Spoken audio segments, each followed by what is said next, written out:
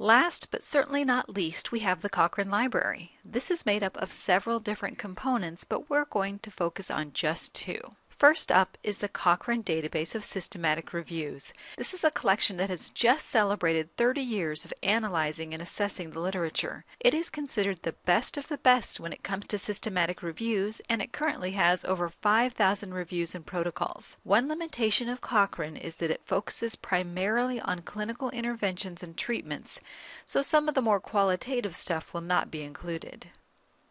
DARE is the other part of the Cochrane Library that we're going to talk about. It stands for the Database of Abstracts of Reviews of Effects, and from here on out you will always know it as DARE. It includes about 11,000 other systematic reviews, those not done by Cochrane, like the kind you can find in CINAHL and PubMed. It summarizes the research and it evaluates it as well. This is great, as that evaluation piece is what so many of us struggle with.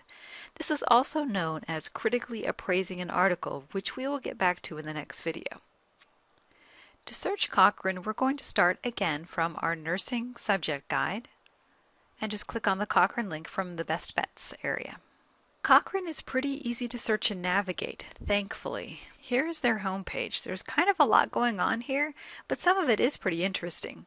If you've not narrowed in on a research topic yet, you can browse through the topic categories to look for inspiration. This is also a neat way to find reviews within your particular areas of interest. They also include a special collections area, new and updated reviews, and a lot of information about what the Cochrane Library is and how to search it. We are going to stick with a basic search on pressure ulcers. Since I'm searching in Cochrane, I expect what I find to be evidence-based and come in the form of either a meta-analysis or a systematic review. Okay, so this is a basic results page from the Cochrane Library. There's kind of a lot going on this page, so let's go through it. The search results for the systematic reviews come up first. They call them Cochrane reviews. These are in two forms, a review or a protocol. The review is the full meal deal. It is a completed systematic review. A protocol is a review in process or one that's about to get started. These protocols can be helpful too, as they sometimes include a summary of the topic and references. Let's go ahead and bring up a review to see what it looks like. A PDF copy of either the summary, the standard view, or the full view are available here. But I generally like to read through the abstract to get a feel of the topic before I decide if I want to actually read the whole Cochrane review. The abstract view will give you an overview of the topic, where the authors searched, their inclusion criteria, what they found, and their conclusions. I really like the plain language summary as it condenses the review into something that's actually easy to read. If you think that the review looks worthwhile, go ahead and bring up the full PDF. A full Cochrane review can be anywhere from about 80 to 130 pages in length.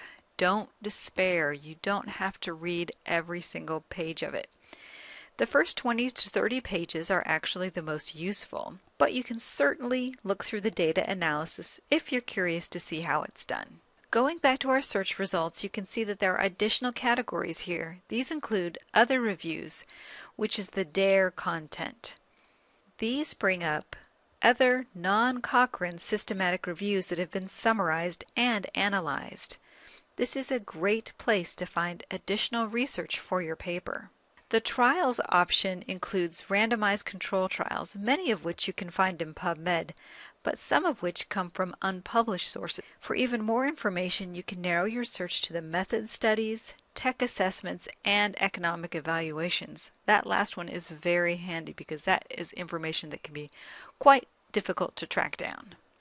You can kick up your search a notch by using the advanced search, but a basic search will almost always do when you're working in Cochrane. No matter which institution you end up at, either as a practicing or educating nurse, make sure you use Cochrane if you have access to it. This is the cream of the evidence crop.